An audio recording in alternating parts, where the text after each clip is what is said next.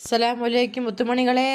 ഇന്നാണ് വിശേഷമൊക്കെ. രാവിലെ എനിക്ക് വലിയൊരു തിരക്കായിരുന്നു. ഇന്ന് ഒരിടത്ത് പോയി ചക്ക അടത്ത് വെട്ടി അതിനെ അരിഞ്ഞ് ഇറുത്ത് പറക്കിക്കൊണ്ടിരിക്കുകയാണ്. എൻ്റെ മരുമോനൊക്കെ കൊടുത്തയക്കാൻ വേണ്ടി ചക്ക വെട്ടി എടുത്തിട്ട് അത് കഴിഞ്ഞ് ഇറുത്തിയിടാണ് ഞാൻ. നല്ല അടിപൊളി വിളഞ്ഞ ചക്കയായിരുന്നു.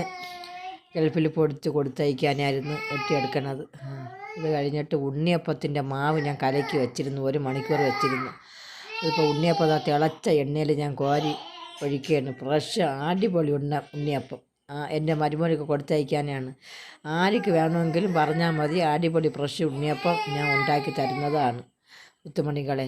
തിളച്ച എണ്ണയിൽ ഞാൻ ഉണ്ണിയപ്പം കോരി ഇടാൻ 1 മണിക്കൂർ മാവ് കലക്കി വെച്ചിരുന്നു.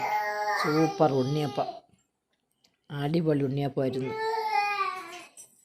മക്കളെ, നിങ്ങൾക്ക് ഉണ്ണിയപ്പത്തിൻ്റെ റെസിപ്പി അറിയണമെങ്കിൽ വിളിച്ചാൽ മതി, പറഞ്ഞു തരാം. ഞാൻ വന്ന് ഉണ്ണിയപ്പം കലക്കി തരും.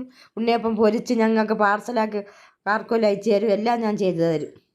മുത്തുമണികളെ, നിങ്ങൾക്ക് ഉണ്ണിയപ്പം വേണമെങ്കിൽ പറയണം, ഞാൻ ഉണ്ടാക്കി കൊറിയർ അയച്ചു തരും കേട്ടോ, ഇൻഷാ അല്ലാ.